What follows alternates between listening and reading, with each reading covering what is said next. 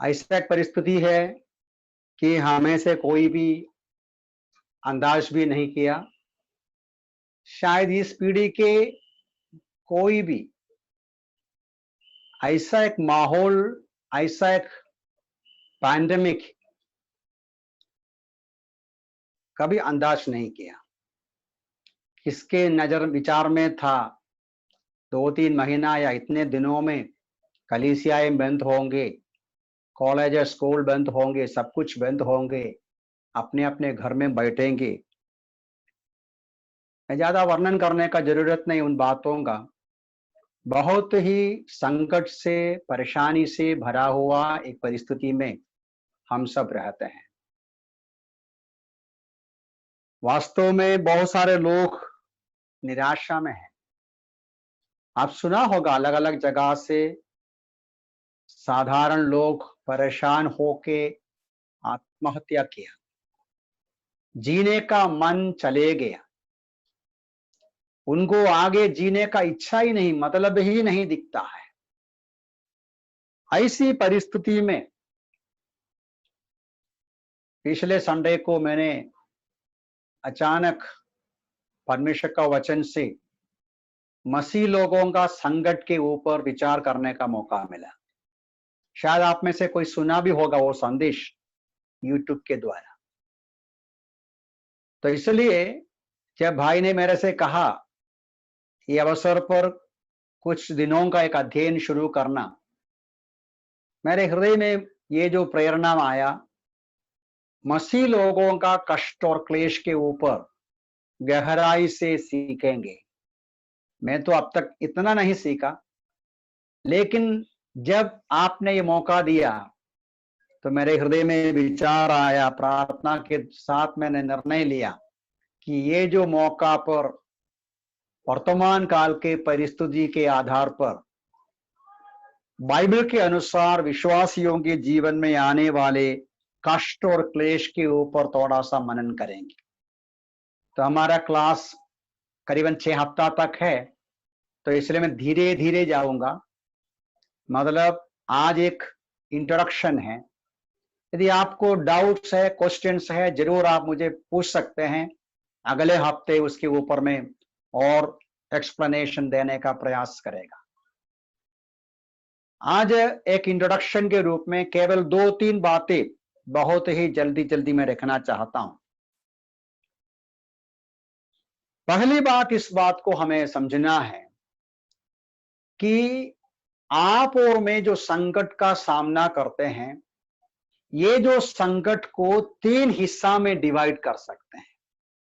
दूसरे भाषा में, संसार का मनुष्य जाति का सारा जो संकट और प्रॉब्लम्स है, समस्याएं हैं, 3 प्रकार की समस्याओं को देख सकते हैं। आप निकालिए एक वचन, अय्यूब का पुस्तक उसका 5वां अध्याय, अय्यूब का पुस्तक उसका 5वां अध्याय, उसका 7वां पद को देखिए। वहां एक पद है, क्योंकि जैसे चिंगारियां ऊपर ही ऊपर उड़ जाती है, वैसे मनुष्य दुख भोगने के लिए ही उत्पन्न हुआ है। मनुष्य दुख भोगने के लिए ही उत्पन्न हुआ है। 14वां अध्याय भी देखिएगा, जॉब अय्यूब 14 अध्याय उसका पहला पद। मनुष्य जो स्त्री से उत्पन्न होता है वो थोड़े दिनों का और दुख से भरा होता है। फिर से, मनुष्य जो स्त्री से उत्पन्न होता है वो थोड़े दिनों का और दुख से भरा होता है। तो ये वचनों में जो दुख के बारे में लिखा है, ये दुख सारे मनुष्य जाति का दुख है। हर एक इंसान, चाहे आप दुष्ट बोलो, धर्मी बोलो, भक्त बोलो, अभक्त बोलो, संसार के सारे मनुष्य जाति के ऊपर एक संकट है, परेशानी का सामना करते हैं। अभी जो परेशानी हम सामना करते हैं, केवल हम लोग नहीं, सारे संसार के लोग इस परेशानी का सामना करते हैं। ये परेशानी का कारण क्या है? ये परेशानी ये जो संकट आज मनुष्य उठाते हैं, पवित्र शास्त्र बाइबल हमें सिखाता है, और अभी हमने पढ़ा, स्त्री से जो जन्म है वो दुख से भरा हुआ जीवन बिताते हैं। ऐसा क्यों होता है? उत्पत्ति का पुस्तक उसका 3 अध्याय में उसका जवाब हमको मिलता है। क्या जवाब है वहां? पाप के वजह से इस पृथ्वी के ऊपर परमेश्वर ने श्राप दिया। पाप के वजह से पृथ्वी और पूरा जो क्रिएशन है, मतलब ये जो ब्रह्मांड बोलते हैं, ये जो पृथ्वी बोलते हैं जहां मनुष्य रहते हैं, और मनुष्य का जो शरीर और मनुष्य का जो एनवायरनमेंट बोलते हैं, ये सब कुछ पाप के वजह से, उस गिरावट के वजह से अफेक्टेड हो गया, श्रापित हो गया। वेदना, पसीना, परेशानी, बीमारी और दुख और मृत्यु का कारण हो गया। तो दिस द फर्स्ट रीजन। तो इस प्रकार सारे लोग संकट और परेशानी उठाते हैं। दूसरा है, मसीह विश्वासी होने के वजह से हमें जो संकट उठाना पड़ता है। प्रेरितों के काम 14वां अध्याय में आप निकालिए, प्रेरितों के अध्याय 14 अध्याय उसका 22 देखिएगा, एक्ट्स 14:22। यहां पौलुस प्रेरित कलीसियाएं स्थापना करने के बाद वापस उन कलीसियाओं में जाकर उन विश्वासियों को विश्वास में स्थिर रहने के लिए उनको एनकरेज करने की बातें कहते हैं। क्या बोलता है? मैं पढ़ता आपके लिए, प्रेरित 14 का 22। चेलों के मनों को स्थिर करते और विश्वास में स्थिर बने रहने के लिए यह कहकर प्रोत्साहित करते रहे। आप देखो, वेरी इंटरेस्टिंग थिंग, प्रोत्साहन करने का वचन क्या है? उन कलीसियाओं में जाके विश्वासियों, आप लोग विश्वास में मजबूत रहो, स्थिर रहो, प्रभु में बने रहो, उनको प्रोत्साहन करने के लिए पौलुस ने क्या बोला? पौलुस बोलता है, हमें बड़े क्लेश उठाकर परमेश्वर के राज्य में प्रवेश करना है। बड़े क्लेश उठाकर परमेश्वर के राज्य में प्रवेश करना है। यह है, प्रभु के लोगों को विशेष प्रकार का क्लेश उठाना है। Did you understand what I said? Everybody is suffering. Every human being is suffering because of their connection with the Adamic generation. आदम के परंपरा में जितना जन्म हो गया, उन सबको क्लेश है। वो क्लेश पाप का परिणाम है।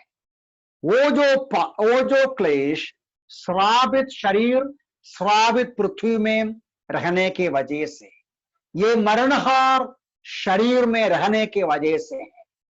लेकिन दूसरा एक समस्या विश्वासी लोगों के लिए है।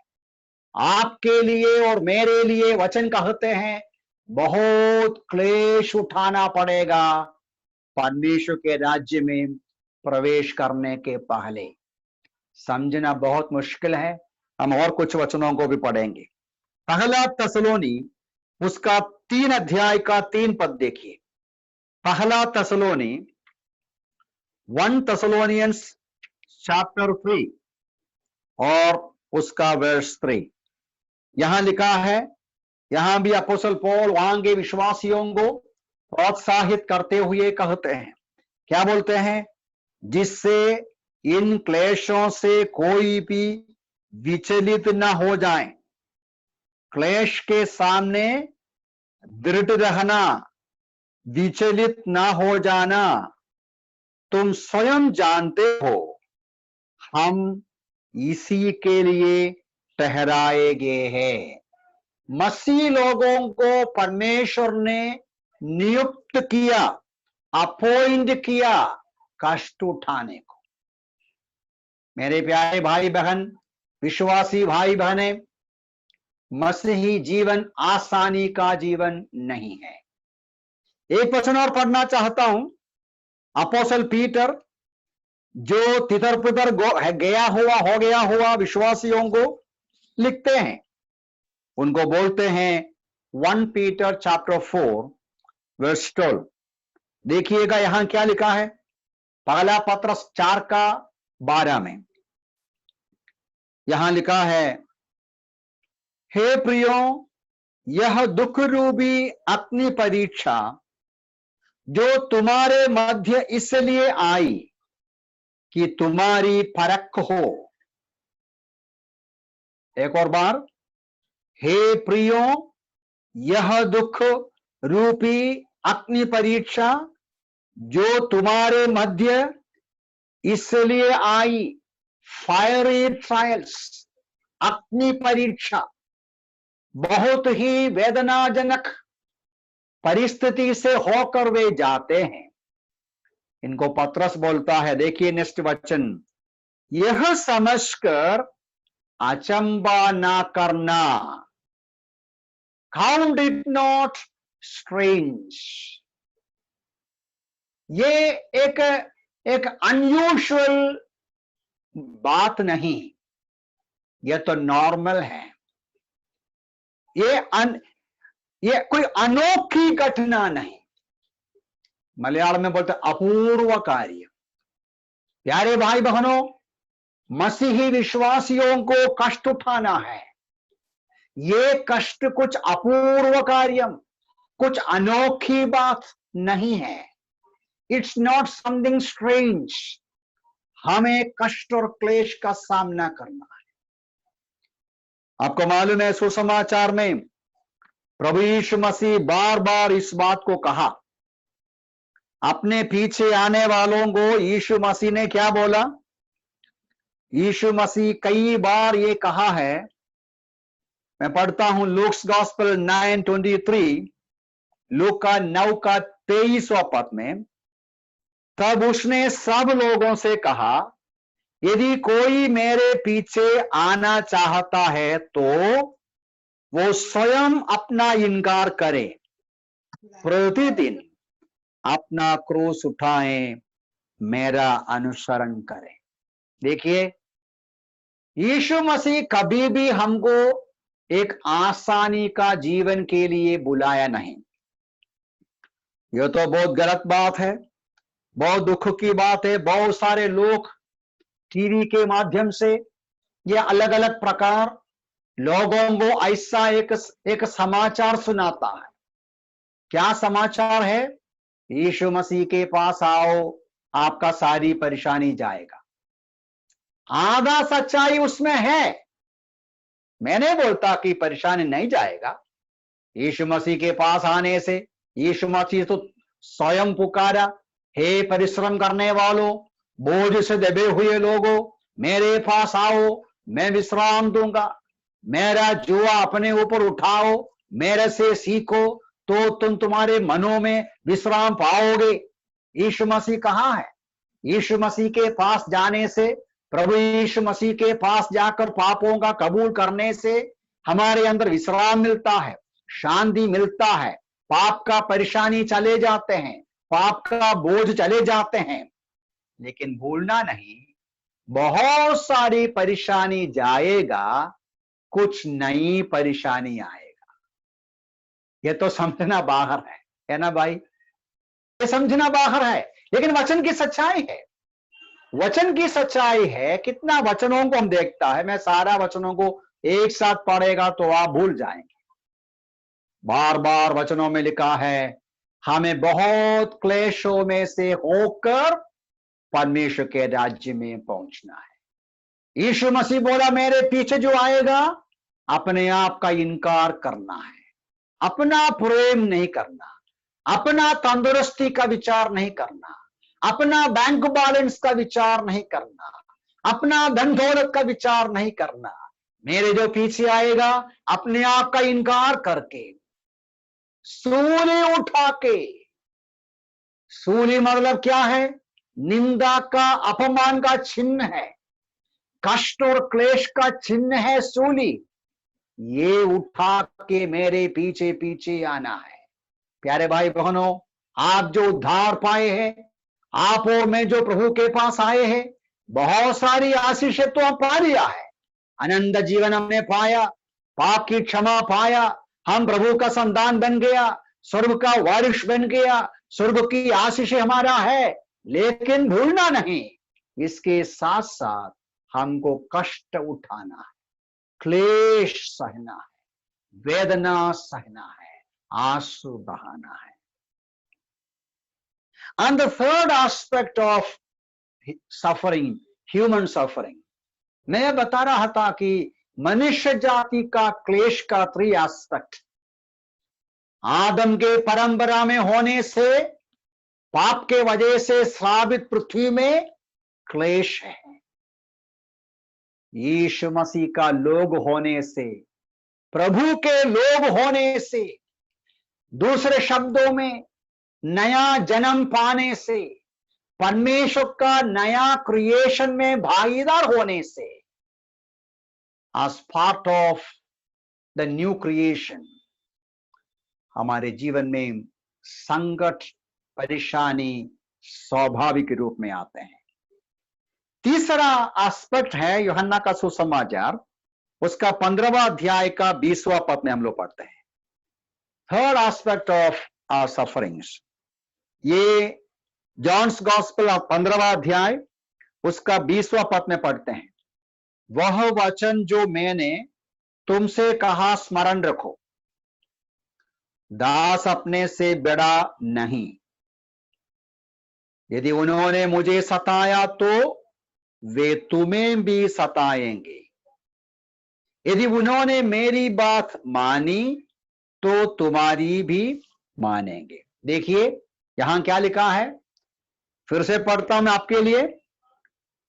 यह वचन जो मैंने तुमसे कहा स्मरण रखो, दास अपने स्वामी से बड़ा नहीं है। यदि उन्होंने मुझे सताया तो वे तुम्हें भी सताएंगे। यह है तीसरा प्रकार का परेशानी जो हमें सामना करना है, because we are part of the body of Christ. अभी 3 हिस्सा मैं फिर से रिपीट करता हूं। Because we are part of the Adamic generation और जीनियोलॉजी, आदम के परंपरा में होने से वो जो श्राप पाप के वजह से हमारे ऊपर आया, दैट इज वन थिंग। इसलिए आज भी इंसान परेशानी उठाता है। सेकंड ये है, because we are part of the new creation, परमेश्वर यीशु मसीह के द्वारा एक नई सृष्टि का शुरुआत किया। This work is going on. ये जो वर्क में sufferings of the saints part and parcel है, उसके अलावा because we are part of the body of Christ, because we acknowledge Jesus Christ as our Savior and Lord, प्रभु यीशु मसीह को हमने अपना प्रभु जाना, यीशु मसीह का शरीर कलीसिया का सदस्य होने के वजह से संसार हमको सताता है। पवित्र शास्त्र बाइबल हमें समझाते हैं, आपको मालूम है वो वचन, उन वचनों को। आज यीशु मसीह स्वर्ग में है, स्वर्ग में रहने वाला प्रभु वचन सिखाते हैं, कलीसिया प्रभु का शरीर है, कलीसिया प्रभु का शरीर है, यीशु मसीह कलीसिया का सिर है। हम उद्धार पाया, कलीसिया से जोड़ दिया है। उद्धार पाया हुआ विश्वासी अकेला नहीं है, we are part of the body of Christ. Yeshu Masih स्वर्ग में है, कलीसिया संसार में है, आप और मैं संसार में है। शैतान या दुश्मन यीशु मसीह का हमला नहीं कर सकता, आपका मेरा हमला कर सकता है, आपका मेरा विरोध कर सकता है। शैतान जानते हैं हमारा विरोध करना ये यीशु मसीह का विरोध करने का जैसा ही है। यीशु मसीह खुद बोला शाऊल को, तुम्हें जो सताया मुझे सो सताया। इसलिए हमें संसार में रहते समय विरोधियों का विद्रोह सहना पड़ता है। मैं 2-3 पदों को फिर से पढ़ता हूं। यीशु मसीह खुद कहा, 16वां अध्याय देखिए, जॉन्स गॉस्पेल 16:2। वे तुम्हें आराधनालय से निकाल देंगे, परंतु वो समय आ रहा है कि जो कोई तुम्हें मार डालेगा समझेगा कि परमेश्वर की सेवा कर रहा है। देखो, ऐसा माहौल आएगा, अवसर आएगा, लोग आपको आराधनालय से निकालेगा, आपको बाहर करेगा, आपको मार डालेगा। वे सोचेगा आपको मार डालने से उनका ईश्वर को प्रसन्नता आया। आज भी होते हैं। अब देखिए, ऐसा कहकर आगे यीशु मसीह यही कॉन्टेक्स्ट में बोला, 3 पद, वे ऐसा इसलिए करेंगे क्योंकि उन्होंने ना तो पिता को जाना ना मुझे। इसके कॉन्टेक्स्ट में यीशु मसीह बोला 33 में, ये बातें मैंने तुमसे कही है कि तुम मुझे शांति पाओ। संसार में तुम्हें क्लेश होता है, परंतु साहस रखो। प्रभु के लोगों को बहुत क्लेश सहना पड़ेगा। लोग हमारा विरोध करेगा, लोग बदनाम करेंगे, लोग हमें बहुत सताएगा। क्यों सताएंगे? यीशु मसीह यही 15वां अध्याय में और 17वां अध्याय में उसका प्रार्थना में भी यह सूचना देता है, तुम लोग इस दुनिया का नहीं है, तुम लोग मेरा लोग है। यदि तुम लोग दुनिया का होता तो नहीं सताता था। यदि तुम लोग मेरा है, मेरा गवाही के लिए खड़े हैं, विश्वास के लिए खड़े हैं, इसलिए तुमको सताएगा। इसलिए हम लोग पढ़ता भी है तीमुथियुस की पत्री में, पौलुस लिखता है, जो कोई भक्त होकर रहना चाहता है, जो कोई प्रभु के सामने विश्वास योग्य, गॉडली, भक्त, धर्मी होकर रहना चाहता है, उसको परसिक्यूशन होता है, उसको क्लेश होता है। तो ये 3 प्रकार की समस्या हमें करना है। अब आप देखिए, विश्वासियों का कितना गुना समस्या है। साधारण लोगों को 1 प्रकार का समस्या है, विश्वासियों को 3 प्रकार का समस्या। आप ध्यान दिया, साधारण लोगों का परेशानी एक ही प्रकार का है। श्रापित भूमि में, श्रापित शरीर में जो कष्ट और क्लेश का सामना करना पड़ता है। विश्वासियों को विश्वासी होने से कुछ कष्ट है और विश्वास का गवाही रखने से दुश्मन की ओर से क्लेश है। तो 3 प्रकार का संकट हमको है, क्लेश हमको है, यह हमें सहना पड़ेगा। अभी एक वचन पढ़िएगा, देखिएगा 2 कोरिन्थियन 4:8 में आइए। यहां अपोस्तल पौल हमें समझाते हैं, ये जो तीनों प्रकार का समस्या का हम जब सामना करते हैं, उसका असर हमारे ऊपर कैसा आता है। इधर भी हम देखता है 3 क्षेत्र में, हमारे शरीर में, हमारे मन में और सामाजिक रूप में, physically, mentally, socially, we face troubles, pain और संकट। 2-3 वचनों को देखेंगे। अपोस्तल पौल यहां सूचना देते हैं इस बात का। 2 कोरिन्थियन चैप्टर 4, 2 कोरिन्थी चैप्टर 4 का 8 देखिएगा। वहां लिखा है, हम चारों ओर से क्लेश सहते हैं। अब हिंदी में चारों ओर से लिखा है, या in English, we are afflicted in every way. Hindi भी अच्छा है, चारों ओर से। चारों ओर से बोलेगा तो हर जगह से परेशानी है। तो मैंने इसलिए उसको लेना चाहता हूं, क्योंकि हमको सोचना मिलता है और भी। आप देखो उसका 16 देखो, 16वां पद, इसलिए हम साहस नहीं खोते, यद्यपि हमारे बाहरी मनुष्यत्व का क्षय होता जा रहा है। बॉडी अफेक्टेड हो गया, हमारा शरीर कमजोर होते जाते हैं, अपोस्टल पॉल ये जो दूसरी कोरिन्थी पहला अध्याय में, 4 अध्याय में, 6 अध्याय में और 11 अध्याय में, तो कितना बार? 4 बार। चैप्टर 1, चैप्टर 4, चैप्टर 6, चैप्टर 11 और इवन 12 में भी 5 बार। 5 बार अपोस्टल पॉल उनके कष्टों के बारे में, वो अनुभव किया हुआ, सामना किया हुआ वेदनाओं के बारे में लिखा है। वो लिखते समय बोलता है, चारों ओर से हमको कष्ट है, चारों ओर से हमको अफ्लिक्शन है। ये चारों ओर से जो अफ्लिक्शन 3 प्रकार अफेक्ट होता है ब्रॉडली स्पीकिंग।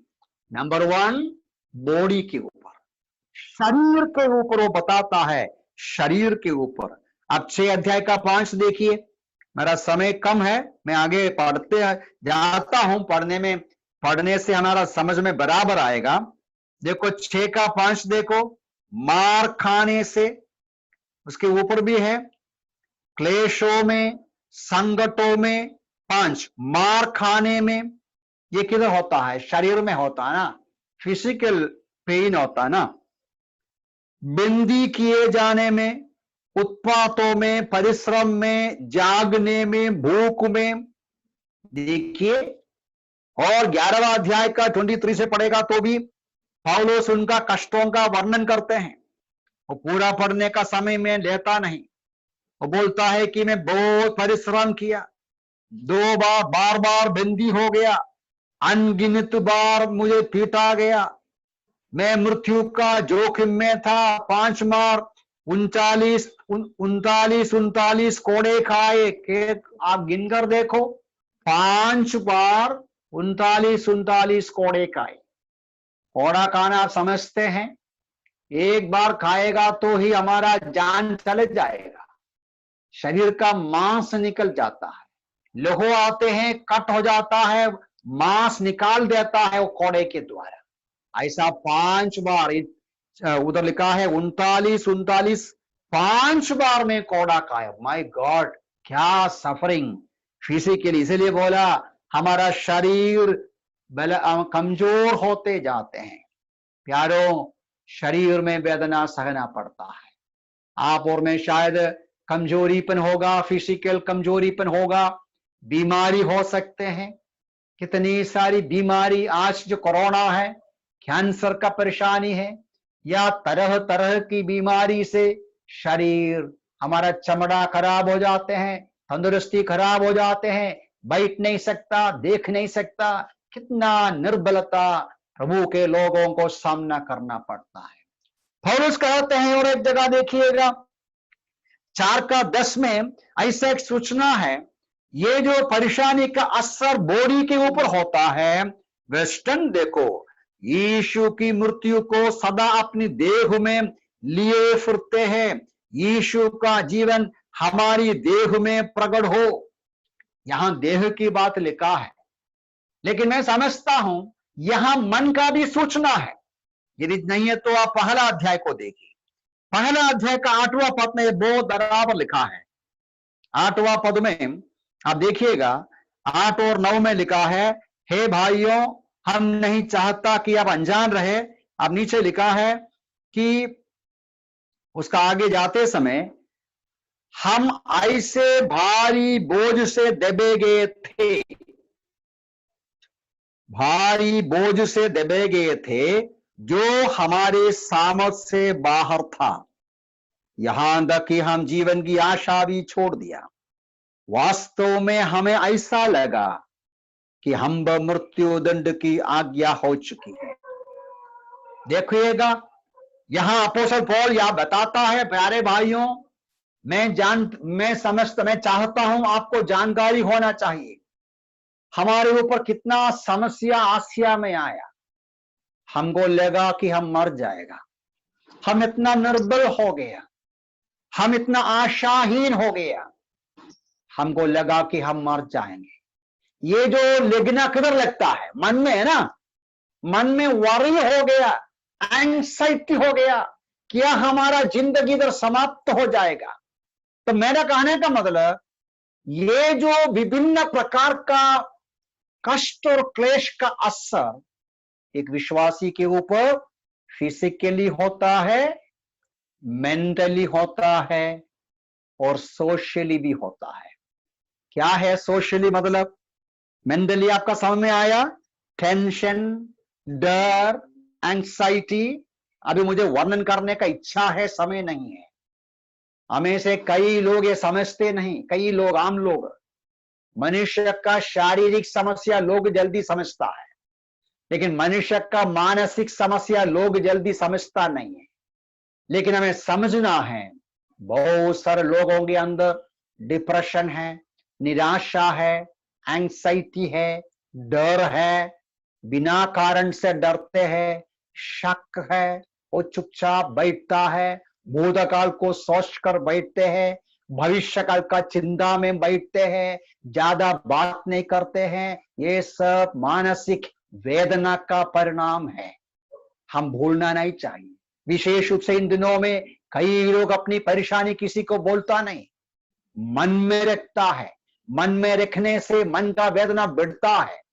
हमें समझना है, विश्वासियों को, अविश्वासियों को, हर इंसान के अंदर शरीर में, मन में परेशानी का असर होता है और उनका सामाजिक रूप में भी क्लेश होता है, खासतौर से विरोधियों का विरोध के वजह से। अपोस्तल पौल का ही अनुभव, ये जो अपोस्तल पौल 22वां अध्याय में मैं पढ़ना चाहता आपके लिए जल्दी, प्रेरितों की किताब उसका 22वां अध्याय में अपोस्तल पौल यरूशलेम पहुंचते हैं। वो जो कुरिन्थ में से, अखाया से जो गिफ्ट लेकर यरूशलेम के साधारण गरीबों को देने के लिए गया, और वहां उसको पकड़ा गया यहूदी लोग, और उसका खिलाफ बातें करने लगा, अरेस्ट किया गया। ये सारी बातें पढ़ते हैं। तो उस समय यहूदियों का बातचीत देखो, क्या बोलता है वो 22 में। उधर लिखा है, वे इसके बयान तक तो सुनते रहे, ऊंची आवाज से चिल्लाकर कहने लगे, ऐसे मनुष्य का पृथ्वी पर से अंध कर दो, क्योंकि उसका जीवित रहना उचित नहीं। इसको खत्म कर दो, इसको हमारे बीच में रखना नहीं, एक्सकम्युनिकेट कर दो, इसको निकाल दो। देखिए, इब्रानियों की पत्री में भी एक वचन है, ये केवल पौलुस की बात नहीं, उत्पत्ति से लेके प्रकाशित वाक्य तक हर साल, हर पीढ़ी में, हर सदियों में संत लोग ऐसी समस्या का सामना किए हैं। विश्वास के वीर लोगों के बारे में अब ये लिखने वाला बताते हैं, विश्वास के वीर लोगों का, विश्वास का जीवन के बारे में बहुत सारी बातें लिखकर अंतिम में वो क्या बोलते हैं, 36 से लेकर, इब्रानी 11 का 36 से लेकर, कई लोग ठट्टों में उड़ाए जाने, खोड़े खाने, वरन बंधनों व कैद में पड़ने के द्वारा परखे गए, उनका पथराव हुआ और आरे से चीर कर उनको 2 टुकड़ा कर दिया, उनकी परीक्षा की गई, तलवार के घाट उतारे गए, वे दरिद्रता, क्लेश और दुख भोगते हुए भेड़ और बकरियों की खाल पहने इधर उधर भटकते फिरे। संसार उनके योग्य नहीं था, वे रेगिस्तानों, पर्वतों, गुफाओं, पृथ्वी के दरारों में चिपते फिरे। देखिएगा, वो शब्द आपने देखा, संसार उनके लिए योग्य नहीं था। जब तक आप और मैं संसार में रहते हैं, विश्वासी के रूप में बहुत क्लेश सहना पड़ेगा। वो सब मैं अभी वर्णन नहीं करता, समय हमारा इधर समाप्त हो रहा है। तो यहां लिखने वाला बोलते हैं, विश्वास के वीर लोगों का क्लेश आप फिर से पढ़कर देखिए। हम लोग जब पूरा इतिहास पढ़ते समय, जैसा मैंने कहा, उत्पत्ति से लेकर प्रकाशित वाक्य, इन विश्वास के वीर लोग और अपोस्टल पौल, सारे संत लोग, हर विश्वासी गण हर पीढ़ी में, सदियों में क्लेश सहा, वेदना सहा, परेशानी को सहा। लेकिन सबसे ज्यादा परेशानी किसने सहा, सबसे ज्यादा वेदना किसने सहा? हमारा प्रभु यीशु ने सहा। यीशु मसीह ने कहा, मत्ती गॉस्पेल 26 का 38 में प्रभु यीशु मसीह का एक ऐसा वचन है, मैं जल्दी आपके लिए पढ़ता हूं। वचन हिंदी में पढ़ने से आपको बराबर आपके मन में आ जाएगा। मत्ती 26 का 28 में यीशु मसीह इस प्रकार कह रहा है, क्या बताते हैं? ऐसा कहते हैं कि फिर उसने उनसे कहा, मेरा मन बहुत उदास है, मेरा मन बहुत उदास है, यहां तक कि मैं मरने पर हूं, यही ठहरो, मेरे साथ जागते रहो। देखिए, प्रभु यीशु मसीह वो अनुभव किया हुआ, फेस किया हुआ वेदना को प्रेरितों से बताता है, मैं बहुत दुखी हूं, मैं बहुत वेदना में हूं, आप लोग इधर बैठकर मेरे लिए प्रार्थना करो। प्यारों, प्रभु यीशु मसीह हमारे लिए सहा हुआ संकट आप और मैं सहा हुआ संकट से बहुत ज्यादा है। क्यों बहुत ज्यादा है? क्यों बहुत ज्यादा है? क्योंकि हमारा संकट शरीर में है, मन में है, और हमारा संकट सामाजिक रूप में है, लेकिन यीशु मसीह का संकट आत्मा में भी हो गया। सारे मनुष्य जाति का जगह में, सारे मनुष्य जाति का पाप का भयंकर बोझ उठाते समय जब परमेश्वर पिता ने उसको त्याग दिया, वो जो अंधकार के समय में आपके ऊपर मेरे ऊपर आने वाला पाप का दंड यीशु मसीह के ऊपर जब लाद दिया, वो आत्मिक दुख इतना भयंकर था, वो चिल्लाया, हे मेरे परमेश्वर, हे मेरे परमेश्वर, तूने मुझे क्यों छोड़ दिया? इसलिए अपोस्तल पीटर इस बात को पतरस अपनी पत्री में बराबर कहते हैं। देखो, पतरस कहते हैं यीशु मसीह का वो जो संकट है, यीशु मसीह संसार पे अनुभव किया हुआ जो वेदना है, हमारे लिए नमूना है, हमारे लिए एग्जाम्पल है। आप देखिए, पहला पतरस उसका पहला अध्याय, दूसरा अध्याय 21वां पद को देखिएगा। वहां पढ़ते हैं, तुम भी इस अभिप्राय से बुलाए गए हो, क्योंकि मसीह ने भी तुम्हारे लिए दुख सहा, तुम्हारे लिए एक आदर्श रखा कि तुम भी उसके पाद चिन्हों पर चलो। उसने तो कोई पाप नहीं किया, ना तो कोई पाप किया, ना उसके मुंह से छल की कोई बात निकली। उसने गाली सुनते हुए गाली नहीं दी, दुख सहते हुए धार्मिकता नहीं, धमकियां नहीं दिया, पर अपने आप को उसके हाथों में सौंप दिया जो धार्मिकता से न्याय करता है। उसने स्वयं अपने ही देह में क्रूस पर हमारे पापों को उठा लिया। प्यारे भाई बहनों, हम भूलना नहीं चाहिए, आप और मैं सहना जो कष्ट सहते हैं, उस कष्ट और क्लेश को यीशु मसीह का संकट से तुलन करेगा तो कुछ नहीं। यीशु मसीह सहा हुआ वेदना, जो कोई गुनाह नहीं किया, जिसके अंदर कोई पाप नहीं था, जिसके ऊपर कोई श्राप आने का जरूरत नहीं, वो हमारा श्राप अपने ऊपर लिया, हमारा वेदना उसने सह लिया, तो वो हमारे लिए कष्ट सहा। इसलिए यीशु मसीह ने बोला, दास स्वामी से बड़ा नहीं, servant is not greater than the master. मैं तुम्हारा स्वामी हूं, मुझे जो मिला उससे ज्यादा, उससे मेरे से तुम ऊपर नहीं जाएगा।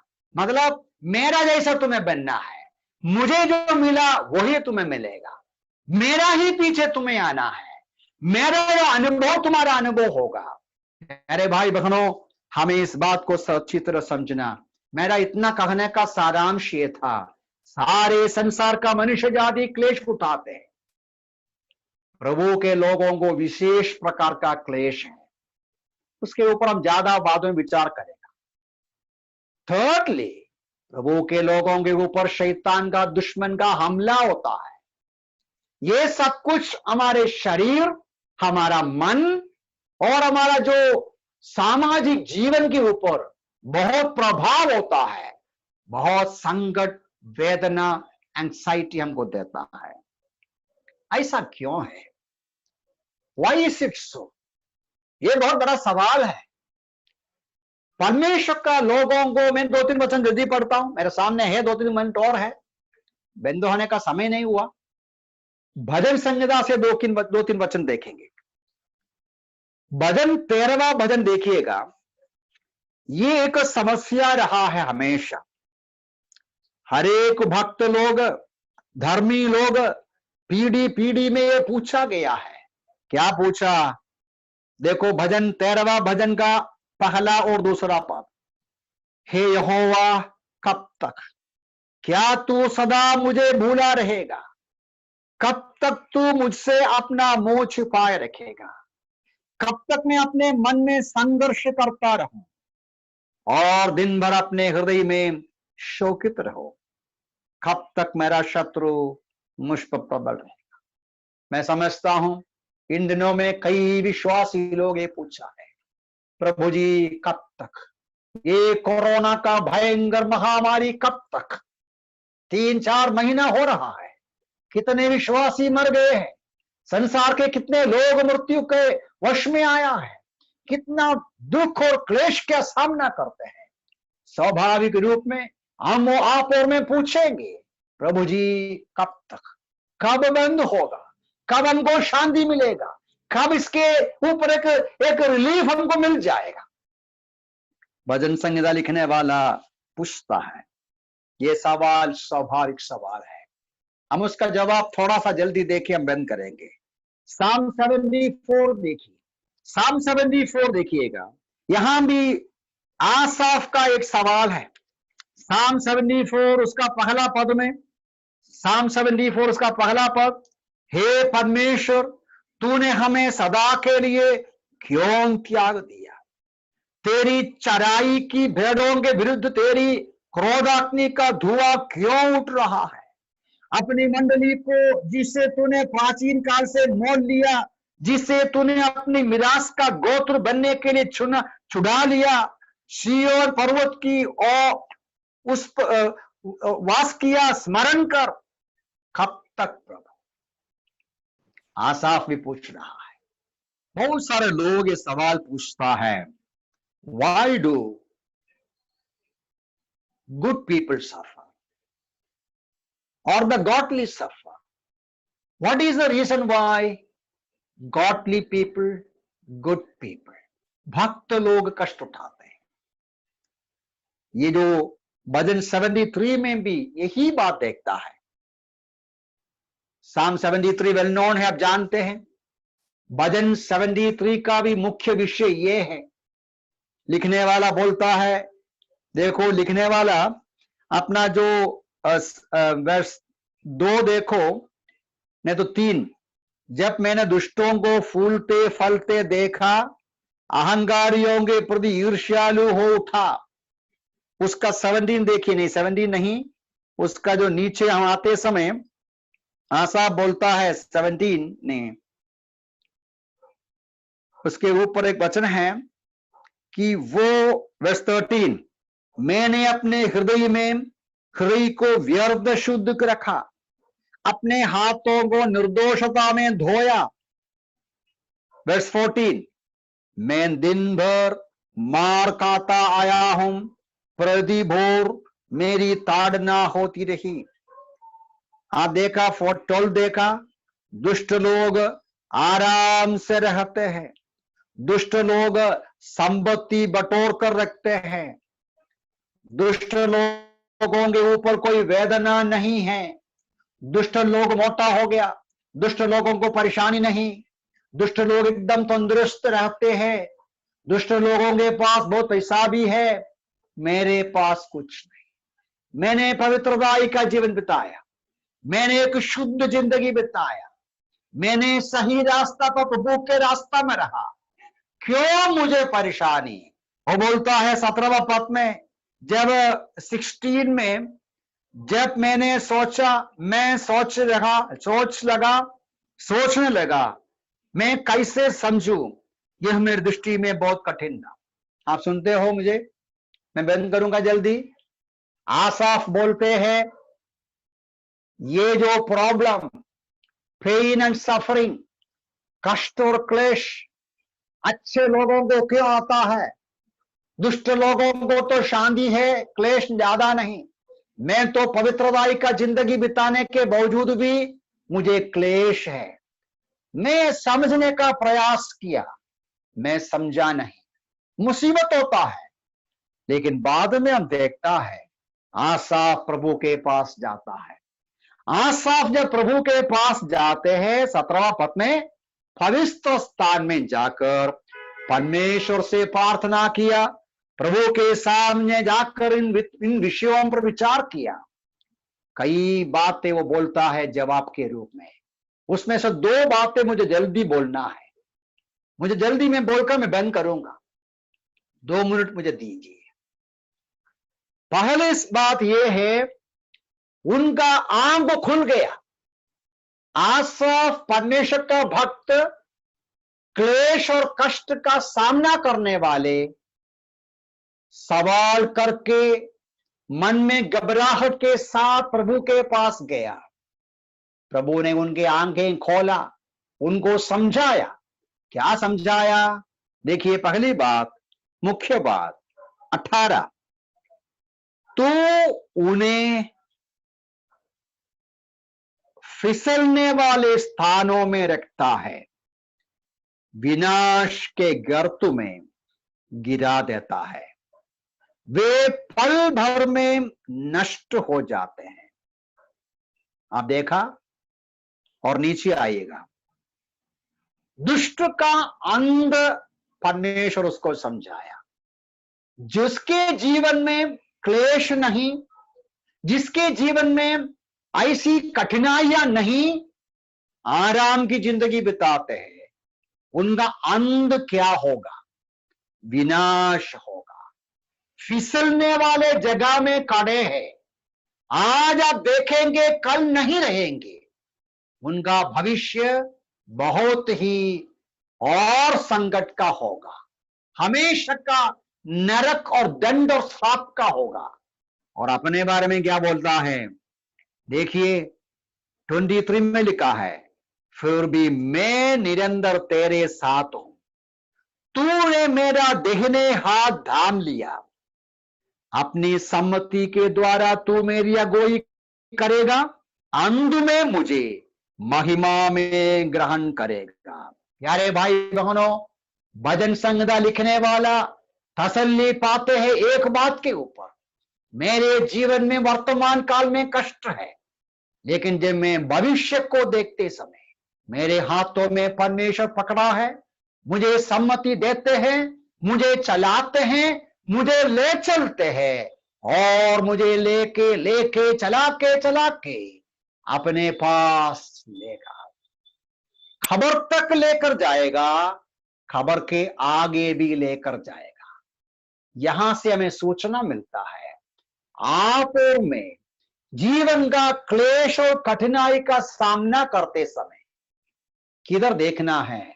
आगे को देखना है, अपने ऊपर नहीं देखना। ध्यान से सुनिए, जब आप और मैं कष्ट उठाते हैं, हमारे ऊपर देखेगा तो मेरा परेशानी, मेरा आंख देखो, मेरा चेहरा देखो, मेरा पाव देखो, मेरा बैंक देखो, मेरा पैसा का हालत देखो, मेरा किचन देखो, हमारे ऊपर नजर रखेगा तो आप क्या देखेगा? परेशानी ही देखेगा। जैसा आप आईना में देखता है, आईना में देखेगा तो किसको देखेगा? आपको ही देखेगा। आपको देखना है, दरवाजा खोल के या खिड़की खोल के, दरवाजा खुला करके आगे देखना है। आगे देखना किधर? एकदम आगे, जिंदगी के आगे, खबर के आगे, प्रभु के पास। किस प्रकार हमें वो चलाते हैं, एक दिन महिमा में वो ले जाएगा।